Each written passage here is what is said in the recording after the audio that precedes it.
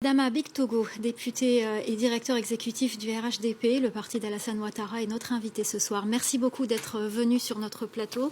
Nous allons donc consacrer cet instant à la politique ivoirienne. L'élection présidentielle se profile, elle aura lieu fin 2020. La première question qu'on vous pose, est-ce qu'Alassane Ouattara sera candidat à cette élection de 2020 ?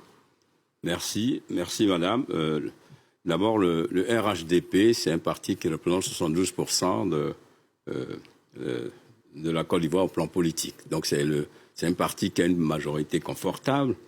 Et donc nous, aujourd'hui, la candidature du président Alassane Ouattara, comme il a dit lui-même, il se prononcera le premier trimestre de 2020, mais la Constitution l'y autorise. Mais ce que je veux dire, le président Alassane Ouattara a toujours parlé d'une équipe.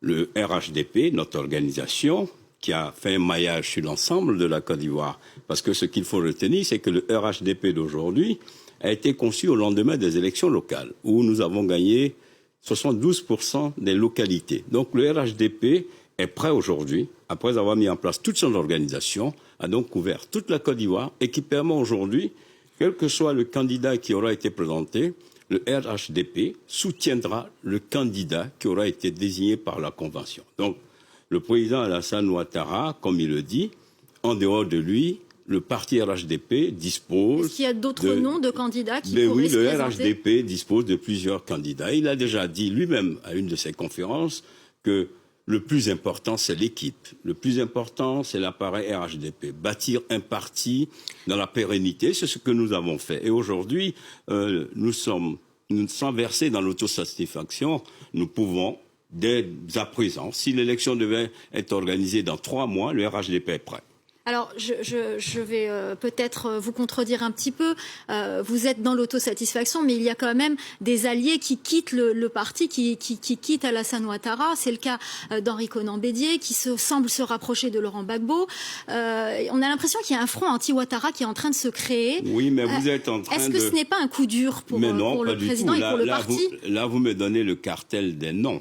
C'est des noms d'hommes du passé. Parce que quand vous parlez... de ceux qui ont quitté Alassane le Ouattara RHDP. n'est pas l'homme du passé. Non, mais pas du tout. Un homme de vision, un homme qui a su répondre aux aspirations des Ivoiriens, un homme qui aujourd'hui, de sa vision, a permis à la Côte d'Ivoire de connaître une croissance pendant 9 ans de 8%, et cette croissance qui est inclusive parce qu'il a construit plus d'écoles que la Côte d'Ivoire en a construit sur 40 ans, il a construit plus de centres de santé, il a donc créé plus d'emplois. Donc aujourd'hui, alors qu'il a eu autant de performances, alors qu'il a réalisé autant de travaux pour la Côte d'Ivoire, il a quand même mis un comité en charge du programme de gouvernement de 2020 dirigé par le ministre Achille Patry. Donc c'est vous dire qu'aujourd'hui, on a une équipe gouvernementale qui travaille très bien, dirigée par le Premier ministre Amadou Gon. On a un programme de gouvernement 2020 qui est présidé par le ministre Achille Patry. Voilà, donc c'est une équipe de compétences, de femmes et de jeunes. Alors j'ai cité Henri Konan Bédié, c'était un exemple, mais il y a aussi d'autres partis d'opposition, des partis par exemple qui refusent de désigner un représentant pour siéger au sein de la commission électorale indépendante. Malgré la réforme, ils trouvent toujours que l'instance est déséquilibrée. Madame, c'est très bien que vous parliez de la commission électorale. C'est une réalité, il devait aujourd'hui d'ailleurs désigner. Oui, mais d'ailleurs aujourd'hui, les gens ont désigné, et je peux vous dire que l'Union africaine, alors que la société civile, la plateforme de la société civile qui a saisi l'Union africaine, la Cour des droits, au fin de revoir la composition de la commission électorale, a désigné son représentant cet après-midi. Le FPI n'a pas désigné, par exemple. Le FPI et le PDCI, mais sur 15, il y a 13 qui ont désigné. Mais l'opposition, devant son incapacité à s'organiser, l'opposition devant son incapacité à faire des propositions, à proposer un projet de société, un programme aux Ivoiriens, donc veut utiliser la commission électorale. Ils sont dans cette parodie d'alliance, qui n'en est pas une à la vérité, parce que l'histoire récente nous permet de dire que cette alliance ne pourra pas produire d'effet. Mais ce qu'il faut retenir, nous au RHDP, ce qui est important pour nous, c'est rassembler les Ivoiriens autour de l'essentiel. Et l'essentiel, c'est ce que le président Alassane Ouattara vient de décider. Il est à l'écoute de son peuple. Il a permis en allant aux élections locales, à mi-chemin, à mi-parcours de son mandat, d'aller aux élections locales. Et à ces élections locales, le RHDP a gagné 72%. Et ça a permis au président Alassane Ouattara de décréter un programme social dans lequel il va investir près de 1000 milliards. Alors, il ne nous reste pas beaucoup de temps. Je vais récidiver avec une question que je vous ai un peu posée tout à l'heure. On est en Côte d'Ivoire, dans un pays où 75% de la population a moins de 35 ans.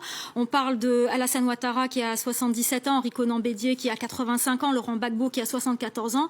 Ne faudrait-il pas que ces ténors de la politique ivoirienne se retirent et laissent la place aux jeunes pour cette prochaine élection de 2020 ? Mais dans le pour ce jeune pays qu'est la Côte d'Ivoire. Dans le discours du président Alassane Ouattara, il a souvent parlé des générations à venir. Il a souvent parlé d'équipe. Donc, il a dit, il va se prononcer au premier trimestre de 2020. Mais vous savez, la qualité des candidats doit être liée à la vision, doit répondre aux aspirations d'un peuple. Aujourd'hui, le RHDP est caractérisé par la communauté des valeurs qui permettent de répondre aux aspirations du peuple ivoirien. Et c'est ça qui nous habite. Aujourd'hui, nous avons un parti, un appareil qui a couvert toute la Côte d'Ivoire, qui est composé de compétents et de compétences, et pas comme le PDCI qui est désossé, et le FPI qui est à la recherche d'un parti parce qu'ils sont émiettés. Donc nous, aujourd'hui, c'est plus l'opposition qui a besoin de se reconstituer et du RHDP qui va soutenir son candidat. Malheureusement, nous n'avons plus de temps. Merci beaucoup. Merci On à a vous. compris en tout cas qu'Alassane Ouattara allait annoncer sa candidature au premier trimestre et qu'il serait peut-être candidat, à en croire ce que vous dites, probablement candidat à l'élection de 2020. Merci beaucoup. Merci de nous avoir suivis. Merci.